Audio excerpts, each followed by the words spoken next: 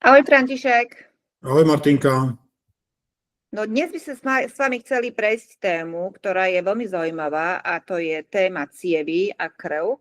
Ako spolu súvisia, ako nám môžu nutraceutika pomôcť pri podpore zdravia ciev a krvi a takisto ako nám môže prístroj Kingray Light pomôcť. Čo by si nám vedel k tomu František povedať? Tak ľudský organizmus má zhruba 100 000, niektoré zdroje uvádzajú až 160 000 kilometrov ciev. No nikto nevie presne, koľko toho je, ale je to asi 100 000 kilometrov. 80% sú z toho kapiláry, s tým, že cievy sa skladajú zo svaloviny, vedia sa rozširovať, teda uvoľňovať a sťahovať. Majú vnútornú výstielku, ktorá sa nachádza vo vnútri ciev, nazýva sa endotel. A málo kto vie, že ten endotel je ešte pokrytý ďalšou vrstvou, ktorá sa volá glykoalix. Je to štetinkový koberec, ktorý je nabitý záporne. Sú tam štetinky, aby tie červené krvinky ľahko prúdili vo vnútri ciev.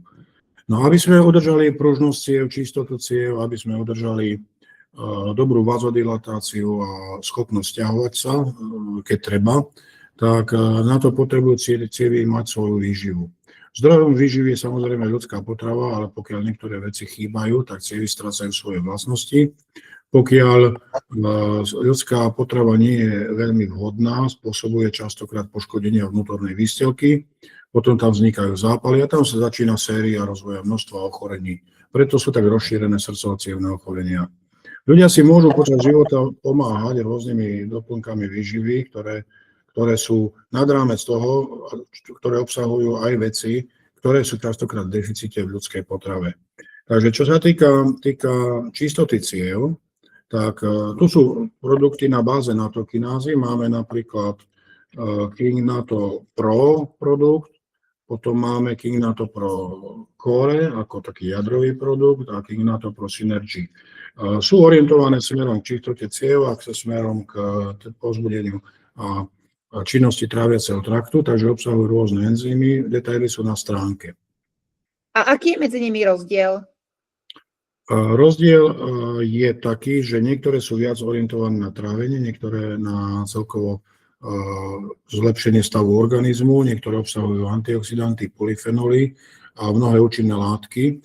A ešte máme ďalšie dva produkty, King Endo Pro a King Vas Flex.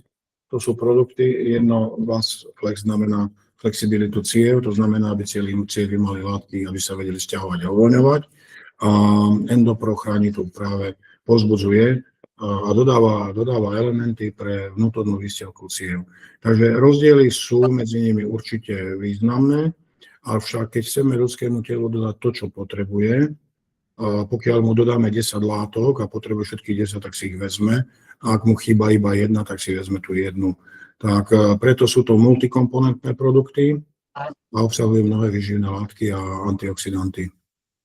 Môžeme tieto produkty kombinovať aj s prístrojom Kingray Light?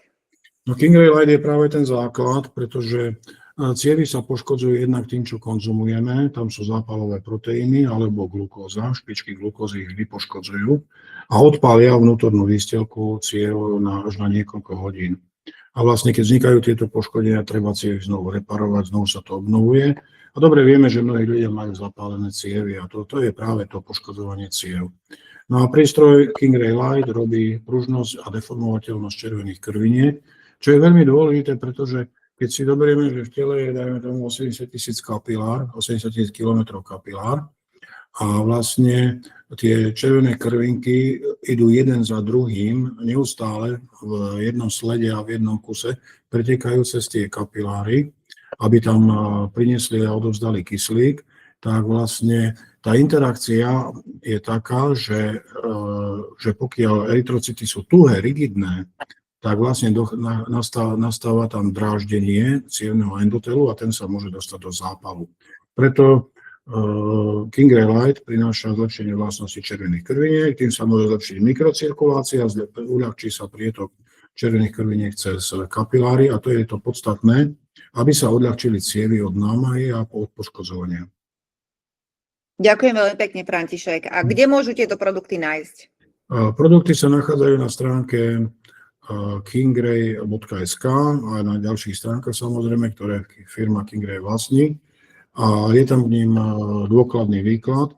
Nehovorím, že človek sa hneď zorientuje v tom, pretože je tu viacero produktov, avšak treba postupne prestriedať a telo si vždy vezme to, čo potrebuje.